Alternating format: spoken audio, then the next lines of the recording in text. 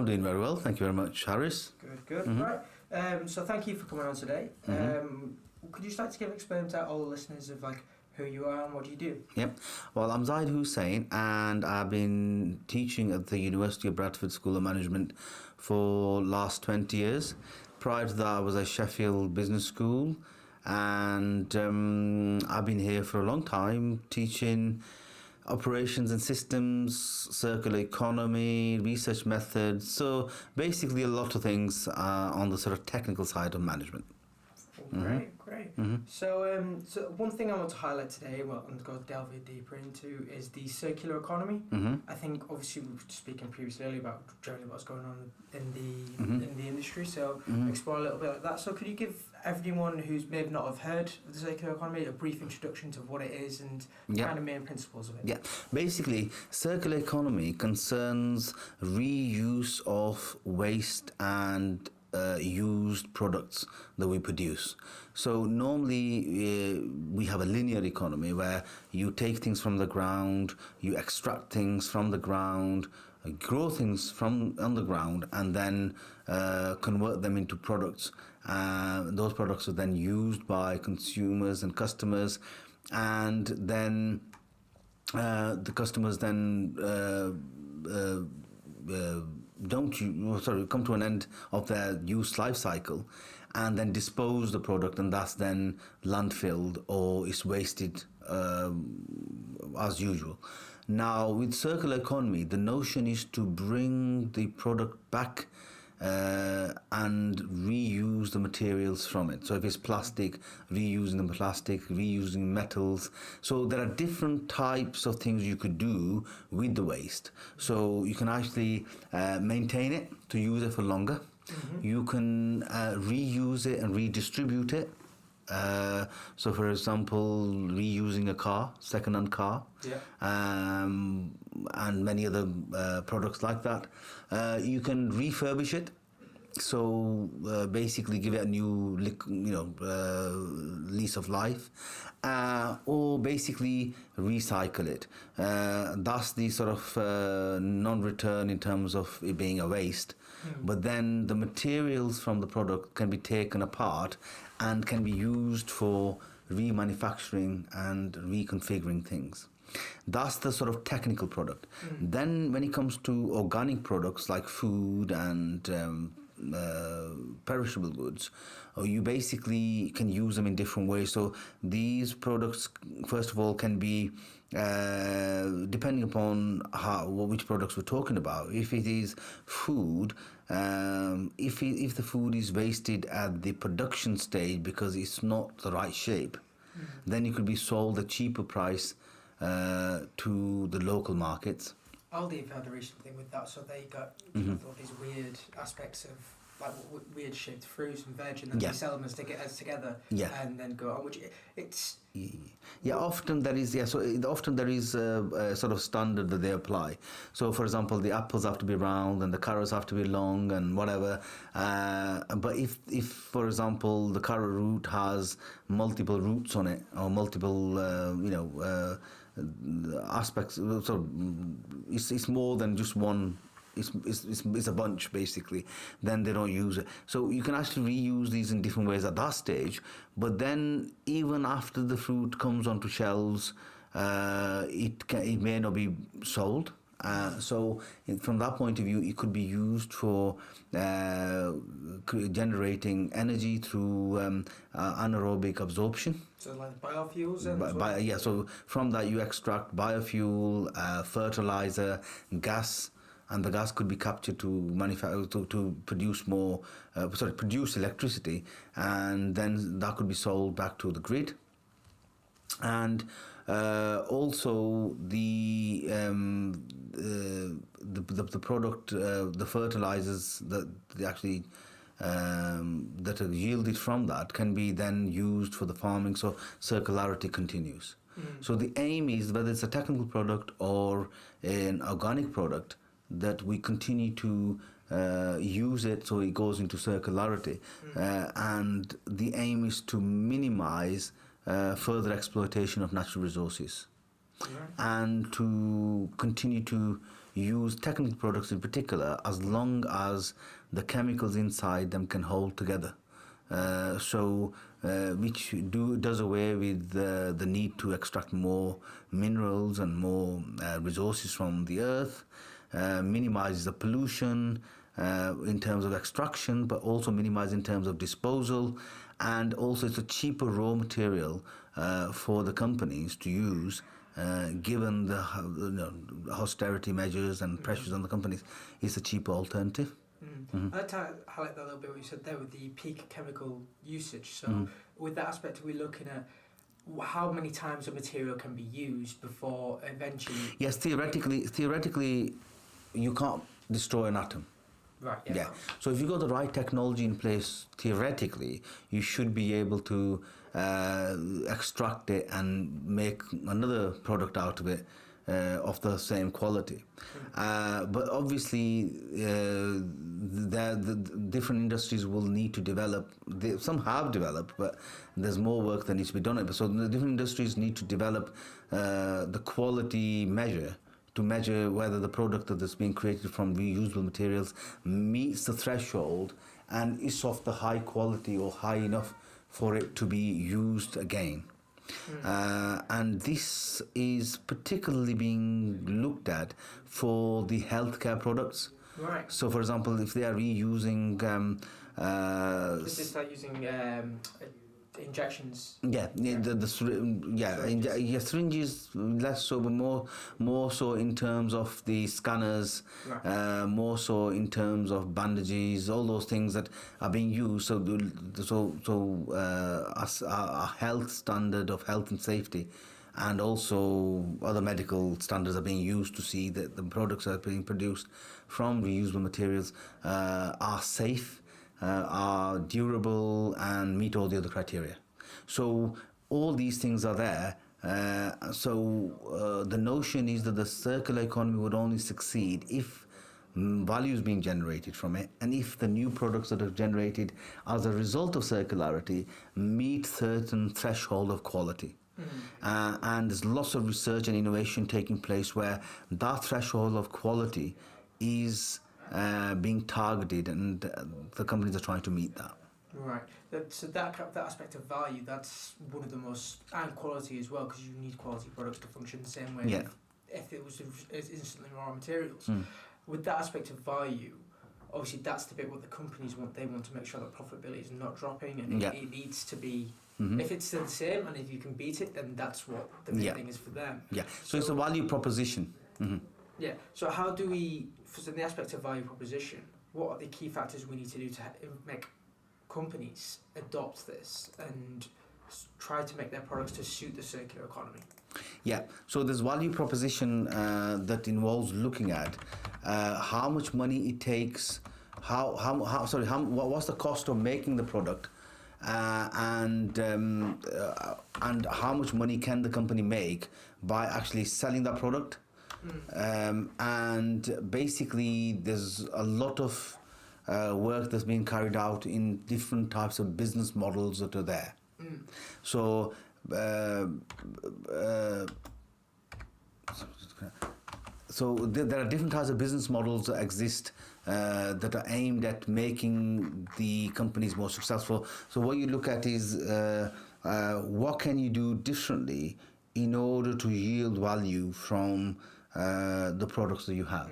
So, for example, one of the business models that's looked at is that, these cosmetics products. Yeah. Yeah. So rather than packaging them in new containers, people who use cosmetics, they can actually probably take a reusable container that they can keep and go and fill it up whenever they run out of the ointment or shampoo or whatever. You're seeing this with supermarkets as well. Yeah, that's what's and that's what's led to it. That's what's led to it. So a lot of companies are now taking that advice on board. Same with cereals. So particular people like particular types of cereals. So when you run low on Kellogg's cornflakes, for example, you can then go and fill up your box again, sort of thing. And it's cheaper, so you probably get a discount of a certain amount. I think the key thing is like it looks very applicable for things like that. The key stapleton that highlights to me here is, I don't know if you've ever seen this, but the first ever light bulb to ever be invented still functions today. So that's over 100 years ago. And obviously, but light bulb manufacturers now, they only last a certain period, but they're also very cheap. And when it's the singular product that's either buckling after a few times, how do we change companies like that to, like in the aspect of the light bulb, for example, to improve these products? That's a very good comment actually. Now, basically, what's happened is that over the last 3 decades in particular, there are companies, when they build the product, they know that they probably would not sell as many if the product lasts longer.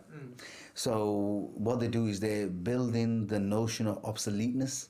Yes. So the product has a certain life cycle. So your car would go on for about 100,000 miles, and after 100,000 miles, it starts to play up, unless it's an expensive car. Or certain type of car. Let's not mention any names. But same goes for many other products. So, for example, you will buy a pen and you could write with it for so long, and after that, it sort of falls apart. So it's the notion of buy cheap, buy twice, isn't it? It's buy cheap and continue buying, basically. So that's a business model.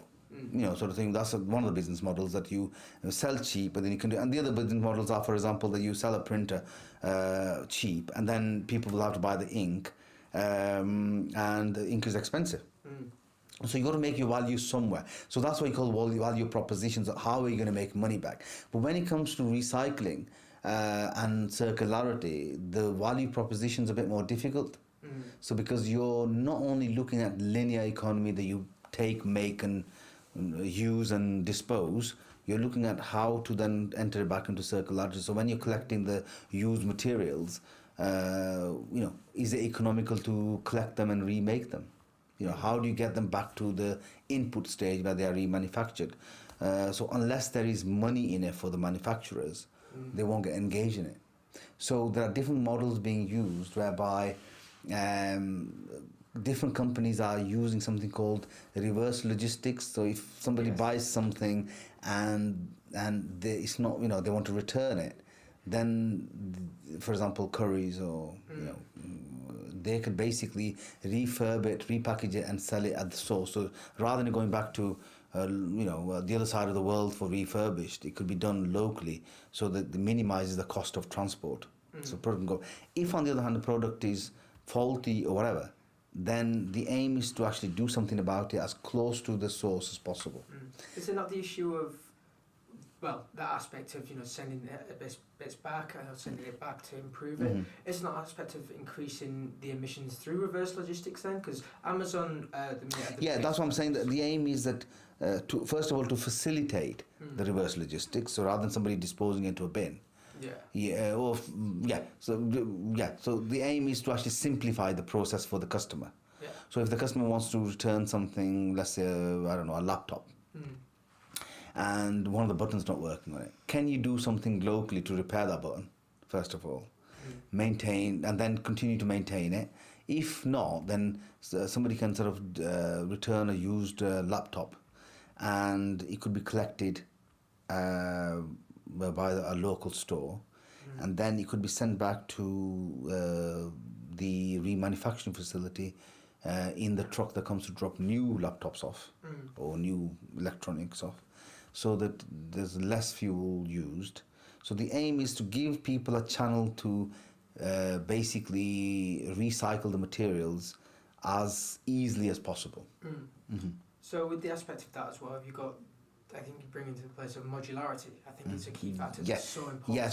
So what allows easy circularity is the product design. So the circular economy is wonderful that it not only pays attention to the materials and the used materials, it pays attention to a huge number of things, and you question your taken for granted assumptions, and you question the whole thing and whether you need the thing in the first place. So it just is radical thinking and innovation. So for example, in terms of the mobile phones, you would question yourself, and I've just had one of the research students actually looking into this, is that why do people change their mobile phones? They change them because one part or the other is broken on it. If there was a modular design, then you could simply remove the broken part and add the new part on and continue using it. There's a really good example with this, with a German company who produce headphones, and I go through headphones. I probably go through about 3 a year, and then it's just throwing it away. And then generally, it's like one headphone breaks, and then you're like, yeah, often that happens. Yeah. Yeah, so it's like if I could just replace this, Yeah. I'd be happy to pay more if I knew in 2 years' time that I could just replace the pieces everywhere. And I think a lot of people would rather pay more than polluting the world. Yeah, exactly. So, yeah. Going back to the light bulb example, Yeah. if a light bulb was, let's just say, £30, but you knew it was going to last you for the whole of your life, then unless something broke it, you'd be happy to pay that. Most people would be. And then you're not polluting the world. There's no sort of different types of argon gas or whatever they put into it, or halogen. So basically, that's the notion. So with the circular economy, the thing is that it allows you to think differently.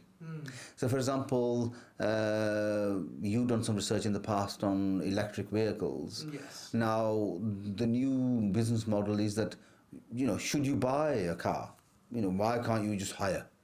Right. Yeah. And in the aspect of leasing. Leasing, yeah. Yes. So you can lease a vehicle for a certain amount of time. You can share a vehicle in terms of taxis and under the banner of shared economy or sharing economy. So there's new models coming out which some of the companies are taking on board, like Uber, for example. So you can share a taxi. Yeah. And in terms of the vehicles, you can hire a vehicle, and once you actually have used it for so long and you're bored with it, or it comes to the end of your contract, you hand that in and borrow another. Yeah, that's very key with it's very popular obviously with Teslas, a lot of people will not, and then Renault as well. And the key aspect for that is with the electric vehicles more than obviously normal vehicles is that they've got a lot of rare earth metals that can be easily manufactured into something else. You've got your lithium, you've got your neodymium, you've got your dysprosium that can help be manufactured to be something else. This is hopefully the future as well. Some people who love cars may not be up to it straight away, but hopefully that's the future of vehicles. It's more leasing than actual owning. And one of the parallels as well is that what similar to electric vehicles is mobile phones also have a lot of rare earth metals that can actually be used. Yeah, that's the thing. You see, that's another thing. So on a normal product, for example, on a simple product, you want to recycle the materials and so on, and reuse the elements and materials for as long as possible. But when it comes to more complicated products, sophisticated products that we use in our daily lives nowadays, like computers and smartphones and even electric cars nowadays, there's so many different types of chemicals and elements used that they're not easy to break apart. And that's where the design comes in too. But sometimes even with the design, it's difficult because when you go to a mobile phone, it's got a little motherboard inside it with lots of different chemicals in it. How do you actually simplify that? The modularity in terms of the parts, the physical parts of the phone can be modularized. But when it comes to the nitty-gritty and use of metals, it is quite difficult. Yeah. Now, for that, you need special machinery. Now, in the past, a lot of the electronic devices that have all these components and metals, and some are quite heavy metals, they would be, and some rare metals, they used to be recycled through 2 channels in the world. One was in China, I think it's called Wengu, and the other place was Nigeria. Right. And when they first started to take all these things in, China and Nigeria were not very prepared, to say the least. So people were actually breaking these things with their hands, right, and melting the motherboards sort of on hot plates. Right. Okay. Which means that a lot of lead fumes and other types of fumes were entering their nervous system. People were breathing those in. So, and it was leading to eyesight problems, skin problems, and so on. And all you got to do is go on to YouTube and see what used to happen in China. Still is the case to an extent. However, China has invested a huge amount of money into technology to facilitate that. So, for example, I'm not sure whether it's happening this fully at the moment, is that, for example, certain robotic arms can take the components of the motherboard and they could be melted in such different temperatures that different metals come off at different stages. Inevitably, there will be a waste still. I mean, obviously, once it's made, it's very difficult to rescue everything. But if you could rescue certain percentage of it, that's really useful. And with electronics, there's lots of important. I mean, there's gold in the motherboard too. Yeah, so a proposition for you and me. Yeah, you need a fair number of mobile phones to get that. But gold is being used, and a lot of people in different parts of the world probably try to extract it, but it's quite a dangerous thing to do. So, as you said, as well as modularity, if the design of these devices is paid attention to more fundamentally with the recyclability in mind, perhaps the transistors and things on the motherboard could be soldered in a way that they are slightly easier to take apart, maybe. Maybe the cost of the product might go up in terms of, for example, rather than having, I don't know, rather than having something sort of hard wired into the motherboard, you could probably have a wire of some type which is like hard wire, but is simply can be taken apart with certain process. I don't know, but a lot of engineering actually is taking place in that regards, and also large companies are interested in this. Even Apple, although it claims to recycle its handsets, etc., and it's not very successful apparently in that, because the way the phones are taken apart, is sort of could be improved further. But the good thing is that Apple is acknowledging and is actually working towards circularity. So if all companies try to do that, even if the recycling is or circularity is 10%, it's better than no circularity, isn't it? I think that is a very good point. One thing, obviously, there's a big pressure on companies to do this, as obviously these are the people that make the products that we use. I think a lot of people always have to kind of say, right, well, it's the companies that have got to do this as well. However, I think we've also got to take responsibility as consumers. Yes, it's a whole thing, isn't it? Yeah, we need to be incentivised as well, because going to the mobile phone scenario, I don't know about yourself, but I know me alongside other people, I've got probably about two mobile phones in a desk back home that I've not used in about 5 years, and I've just not been. I maybe don't have the knowledge to do it. I could take it to one of the shops and sell it and probably get like £5 for it, but it's what is you don't know. There needs to be a facility, doesn't it? There needs to be a mechanism in place, and the good thing is that as the time has passed, when we first started to teach circular economy, we were sort of. It was quite it's quite a strange idea to people, but as the time passes, more and more stakeholders have come on board in terms of commercial companies, in terms of consumers, in terms of universities. So because more people are talking about it, more people are now creating companies that facilitate the circularity. I think we're on a good winner here, to be honest, because some of the large companies like Philips, Google, Siemens, HP have been there. So they've signed onto the agenda. So basically, I think as the time passes, we will have more circularity than in the past, and probably we won't get to 100% yet.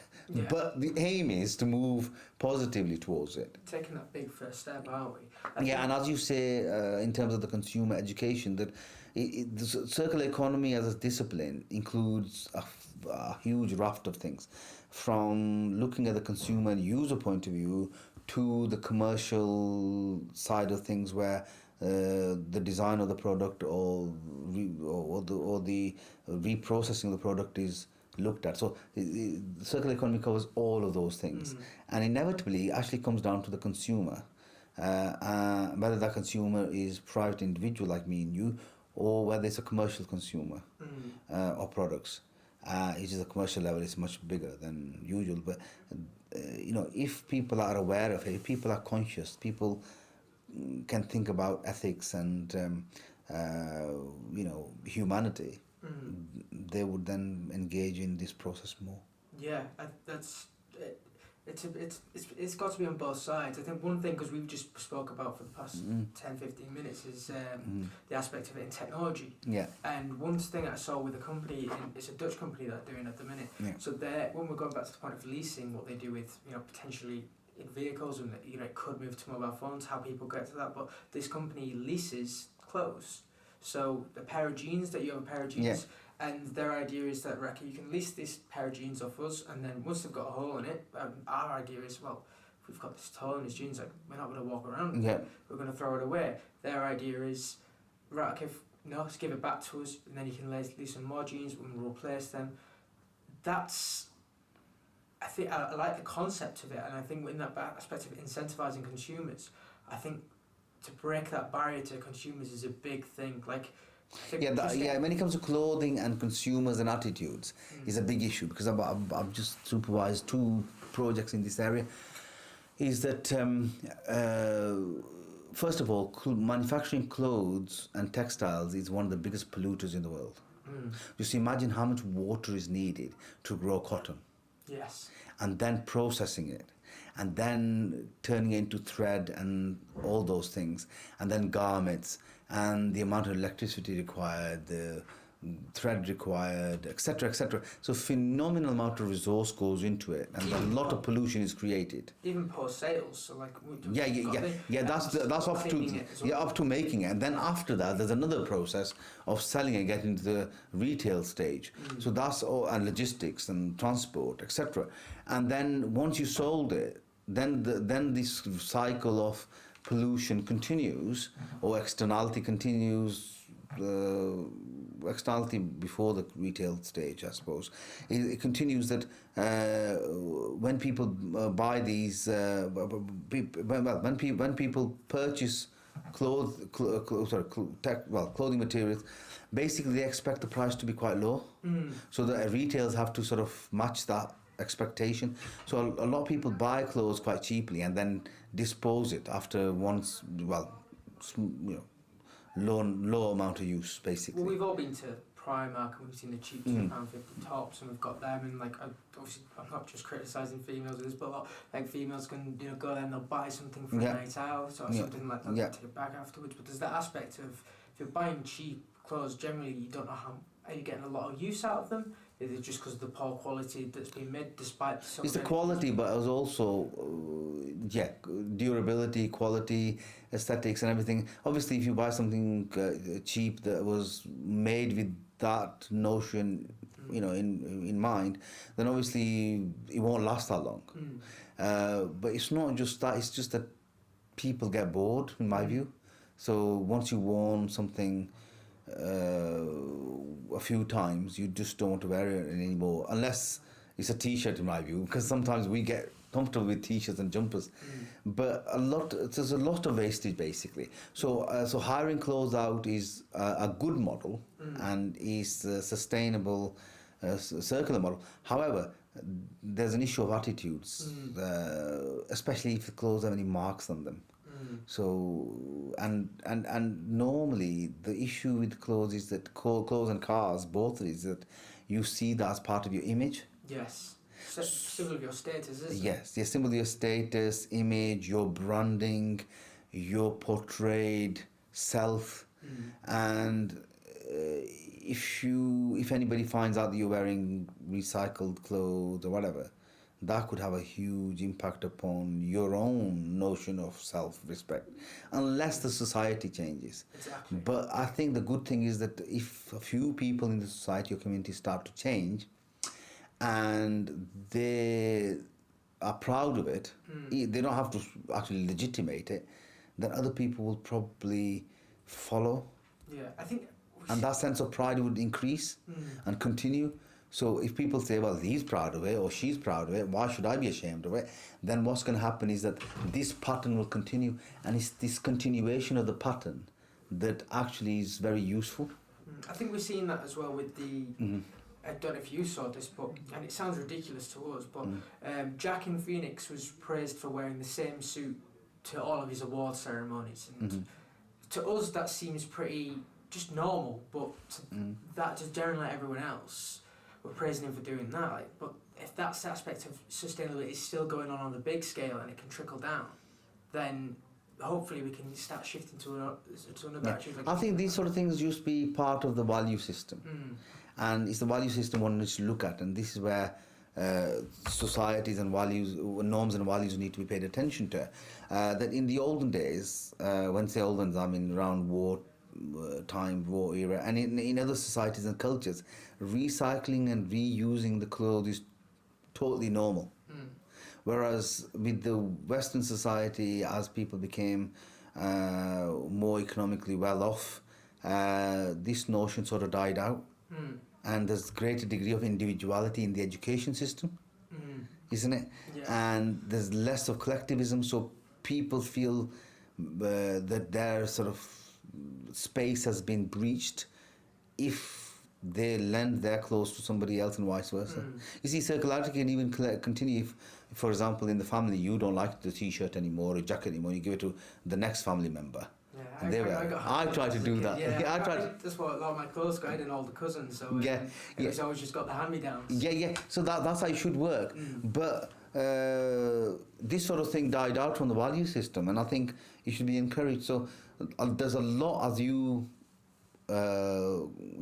posed earlier on, that there's a lot that we as consumers can do to facilitate circularity, and often it starts from our attitude.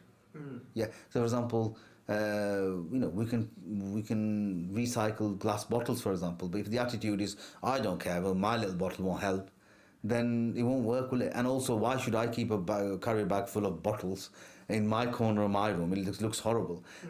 Okay, it might look horrible, but actually, you may also feel happy that you're helping the environment, isn't it? So people have to change the mindset a little bit to do that. We're not asking people to sort of turn into sort of hoarders and collect things and then eventually dispose them, but the message here is that if people can become as responsible as possible within the time and space and constraints that they have, that would help. I don't think it's just this new radical thing that needs to be done. I think in our hemisphere in the UK, we were in Germany a couple of years ago, and they have the plastic recycled bottle scheme. So you see a lot of people, just go in and they'll do that. And then in Hong Kong, there's there's a cardboard recycle scheme. So you see a lot of the in the least way possible is in low end people picking up cardboard and taking it somewhere else. Yeah. So you're helping multiple. Yeah. So I think different countries have had. Yeah, different countries have. So different countries have had different. No, it's okay. Different countries have had different schemes in place to do that, and in some countries that as you said, it's incentivized. So incentives always work. Yeah. Even if it's like, I don't know, 5p a bottle, and you have to drive down to the supermarket, you probably use more money in the petrol to get there. But if you've got 100 bottles, that's what I'm saying. So basically, even if you're not sort of, even if your transaction isn't actually equalising, for example, you got bottles that are worth 95 pence and you spend £1.50 in going down to the supermarket, but still there's some value in it. But everyone's kind of going down. Going down. At some point, it doesn't have to be right. I've got all these going down. I'm gonna do it. Yeah. So what you do is you work out a logical way of doing it. You think, well, okay, I don't want to make a special journey and be in minus every time. What I'll do is I'll work out a routine where I am saving these things on the side, and then when I go to the supermarket next time. So basically, it then changes people's routines. Yeah, and it makes values sense as well. If you think, say, you've got so many bottles, you take them bottles in that reusable bag, get rid of bottles. You don't forget your reusable bag at the supermarket to take your stuff back. So you've got people started to do that. You see, So it's just wonderful. For example, I've started to actually keep in my home office a bag full of all the plastics and papers and glass and everything. So I just find it really intriguing that even me on my own, at the end of each week, I've got a bag full of stuff. And I was just thinking, where does this come from? And that then starts to sort of you get this sort of refocus on life, that why is it that we are having to use so much packaging? And there's so much plastic and unnecessary materials attached to the products for which you have to pay for as part of the value, isn't it? We all have this we've all ordered an Amazon box, and you open the box and you're like, why have I got all this paper? Why have I got a box inside a box? And they've got to get rid of all this plastic. It's like Although Amazon have started to look at the circularity, because some of their people are also our students. They've started to look at the circularity of the packaging, where the packaging can be reused over and over again. But in I'm talking about normal packaging. For example, you get, I don't know, Cadbury's chocolates or Kit Kat or whatever, and it's got, obviously for obvious reasons, got different materials, use paper and foil and so on, which is needed. But how can you do away with it? How can you minimize it, sort of thing? So that's the thing. But there's a lot of research at the same time taking place into biodegradable and what do you call them? Disposable. What's the word? I can't remember. Plastics. So basically, these plastics can be created from starch or sugar and that sort of thing, where you know after it's been opened and it's disposed, it will be disposed. So the good thing is that the whole circular notion is actually leading to innovative thinking, both in terms of manufacturing and also in consumption, which is helping the society.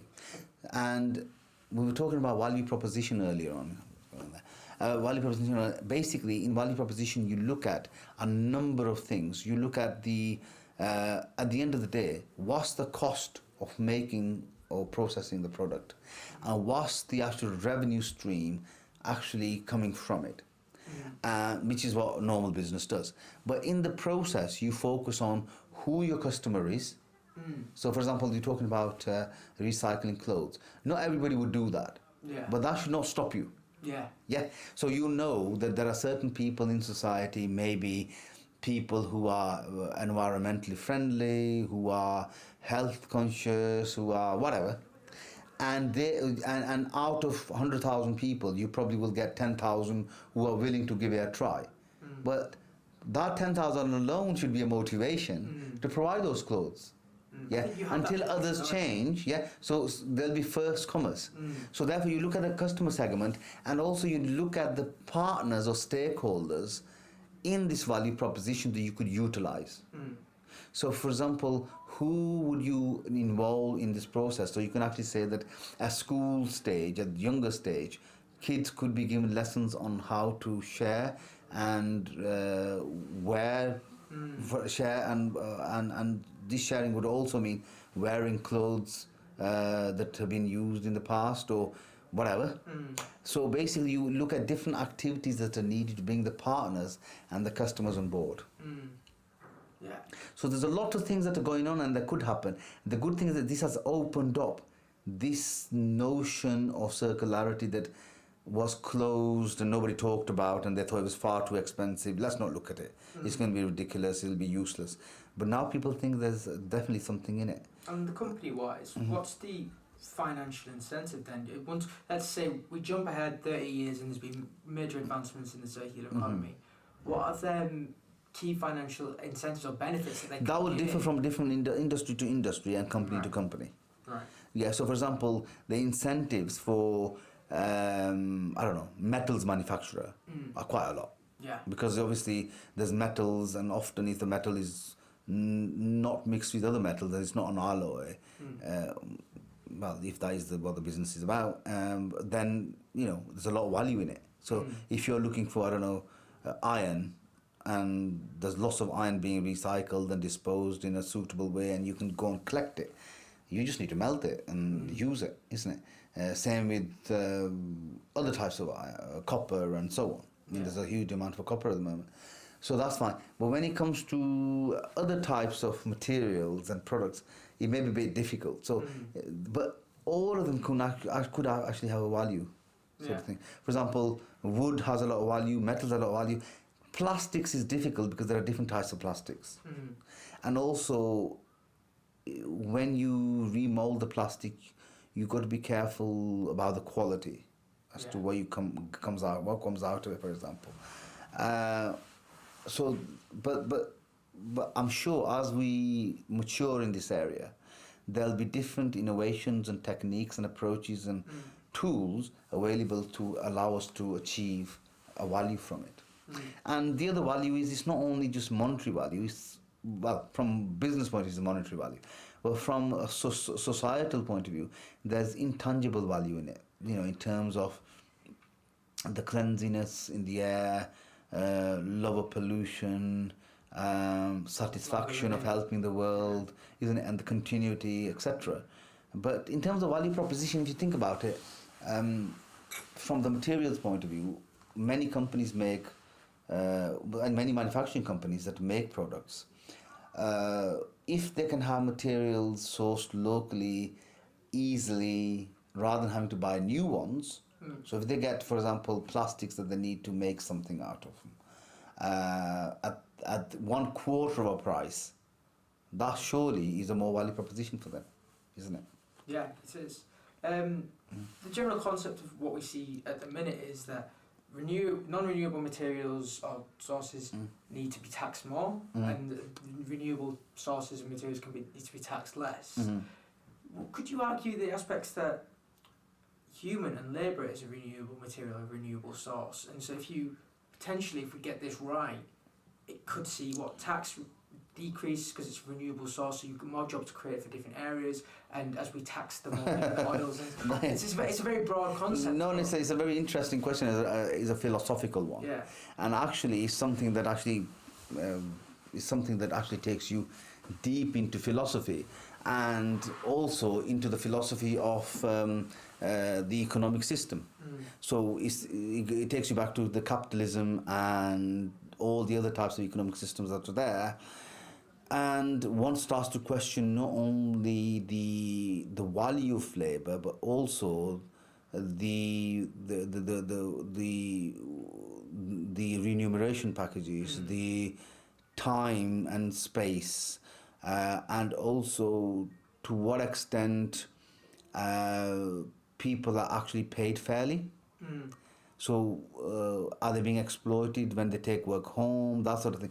So there's a whole new sort of, well, not new, there's a whole raft of things that comes into this. So I think it's something that actually we ought to discuss in the future. So in terms of the labour and recycling and reusing the labour, I think it's very interesting because human beings have are a very different type of resource in the world of business, and it's something that needs to be discussed separately. Yeah, that's fine. You enjoyed speaking. Well, I'll speak to that another time. Yeah, because you could take a Marxist view on it. You could take a Weberian approach on it. There are different approaches on it, and yeah, as the time passes, we thought that technology will make people's life easier, and instead, the technology is making them work harder in a different way. Could there be an argument that people don't realise already how much circular economy is part of their lives? With the aspect of eBay, I think eBay is one of the big things that if you buy something, you can just sell it on with it, and it goes in a big cycle as well. Like that's another one where yes. The beauty is, I mean, you're very right. Actually, that the beauty is that the notion of circular economy has always been as part of all social systems. So people have been buying, selling, recycling for a long time. But this is the first time that it's entered the new commercial remit, sort of thing. So the circularity in terms of the normal economic process. So because for the last 6 decades we had a linear setup, and in order to sort of in order to actually challenge that system, in order to revamp that system or re-innovate some of the things in it, it's not an easy process. Because it's like stopping a ship in the ocean. It doesn't stop straight away. You got to give it, you got to switch it off, and then because of a huge vessel. So same goes for the linear economy. Everything's been set up, all the processes set up for linearity, from supply chains from different parts of the world, from supply of coffee and I don't know, metals and oil and minerals, and up until disposal. The whole process in most of the parts of the world was set up like that. Turning around was a huge challenge, still is a challenge, but actually we're quite successful in terms of making people think and change their direction in last 10 years. I think it's a huge leap forward in letting people, rethink their process. So in the aspect of recycling's been a main topic of this conversation, and it is a main topic of the circular economy. When doing a little bit of research before this, I was seeing something, it was an article from the World Economic Forum, and it was saying that recycling as it is today is not helping us advance to a circular economy. Do you have an opinion on that? Do you agree or disagree? Or So repeat that again. So their argument was recycling as in the format it is today is not helping this as society advance to the circular economy. We can just get it. Yeah. You mean in terms of the consumers or in terms of the companies? It's in the actual process of the way that we are recycling it. Yeah. I understand. Yeah, that's what I said earlier. We've had the linear process for so long in most parts of the world, especially the developed world where a lot of production takes place. It will take time for things to turn around. But the progress that we made in the last few years has been quite significant given the size of the main linear economy. So we have done that. But yes, of course, a lot more needs to be done to actually achieve even the basic notion of circularity. And this is why organizations like Ellen MacArthur Foundation and then the universities that teach circular economy are important, that the new generation of graduates will learn new ways and innovative ways of being circular, and hopefully as the time passes we'll have more and more people working towards circular notion. So in that before this, we were speaking about Bradford have is it a circular economy? Yeah, we have circular. We've got circular economy MBA, but we are moving towards making the circular syllabus part of the normal MBA too. Right. Because it's very important because if we teach you on how to manage and run a business and control a business that is linear, we should also actually look at the circularity. Yeah, exactly. Because as far as the business is concerned, if you need plastic to make whatever you need to make, it doesn't matter if the plastic is totally new or recycled. As long as the plastic meets that threshold of quality, it's fine. If anyone ever has an aspirations of trying to explore this a bit further, they'll have a look around and have a look at Bradford where there is aspects to learn a bit further about this. Yeah, and there are many companies that actually do. I've started to recycle. For example, in Bradford and most other places, the cooking oil that comes out of the food industry, and the reason why I said Bradford is because food is one of the big industries in Bradford, other than manufacturing furniture, is that a lot of used oil is collected by companies and used for generating energy and biofuel. Yeah, I think a lot of big companies have gone onto that as well. You see generally quite a few, it comes out of McDonald's or it goes into McDonald's and it collects the cooking oil and reuses it for biofuel. And obviously food's a very big part of like the Bradford culture as well, isn't it? So it's nice to see that that's happening in its own little local economy.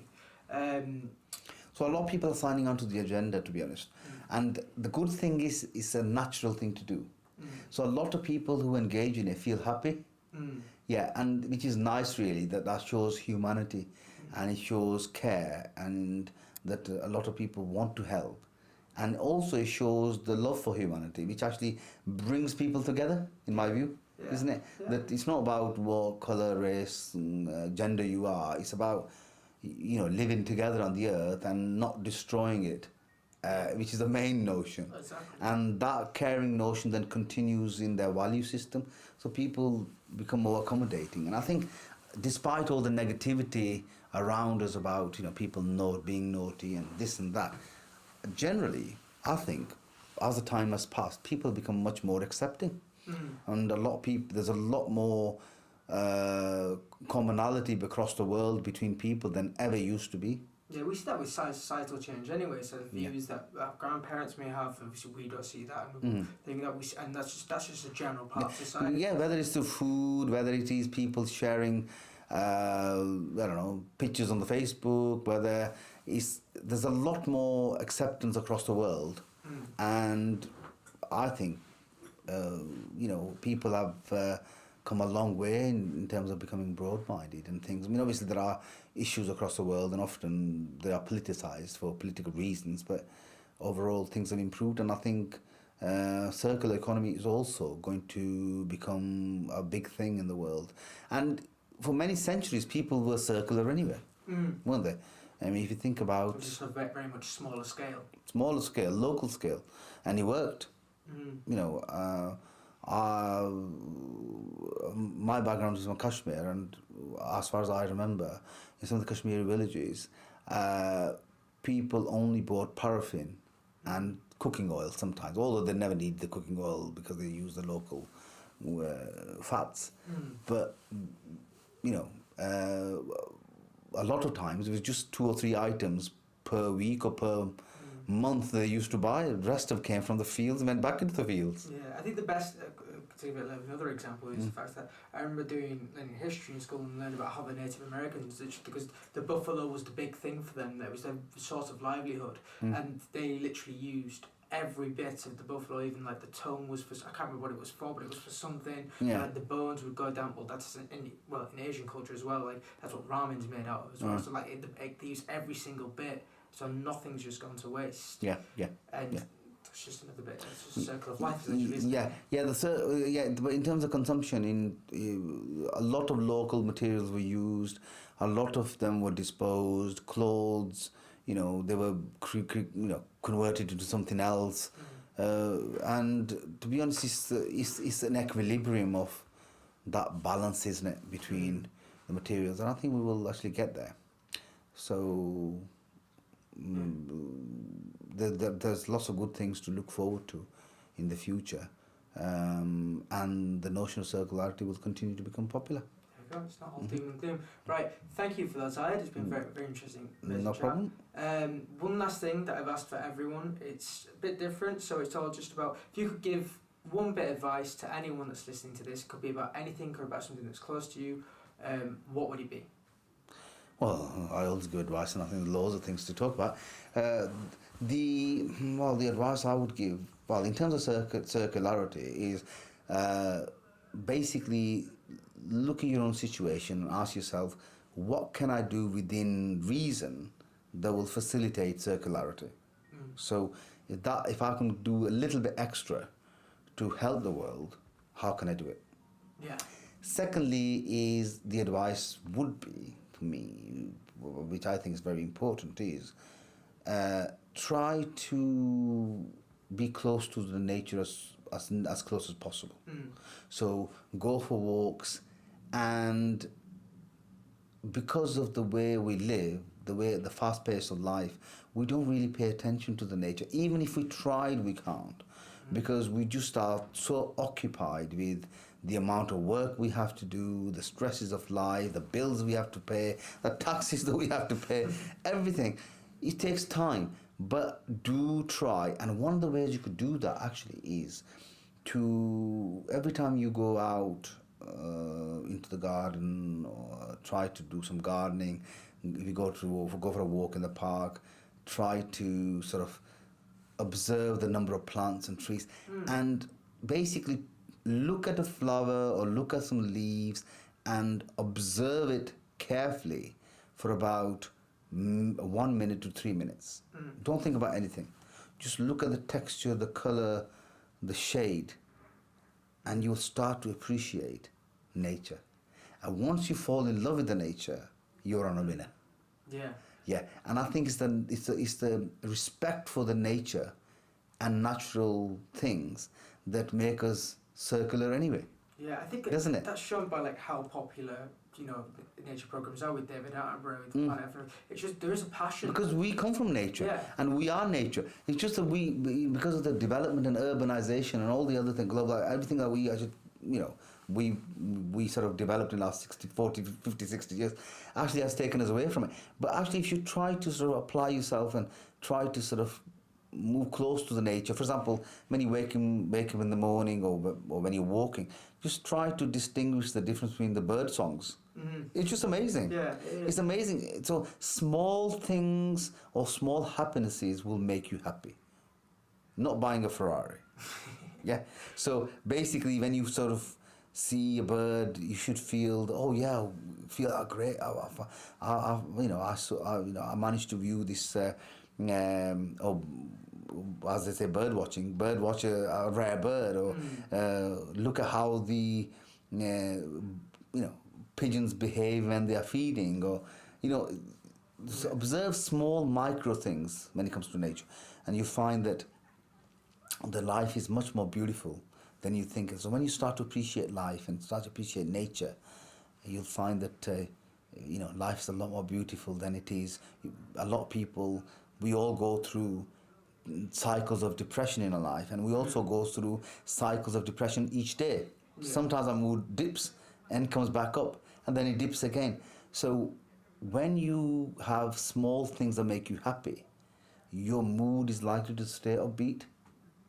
That's very good advice. Thank you very much. Yeah, and it's about your happiness. And the other thing, advice, I know you asked for the advice, and I'll give you one more, last one, is that as long as you are smiling, that's the measure of your success. Yeah. If you think the measure of success is a bungalow and a huge car and whatever, I've earned lots of money in the past and I've spent it as well, is that at the end of the day, as long as you are smiling, that's the measure of success. And if you're finding it hard to smile, then you ought to work towards it. It's very poetic. Thank you very much. Thank you for listening. If you enjoyed the show, feel free to subscribe and share, and give the show a 5-star rating on all the podcast apps. Thank you.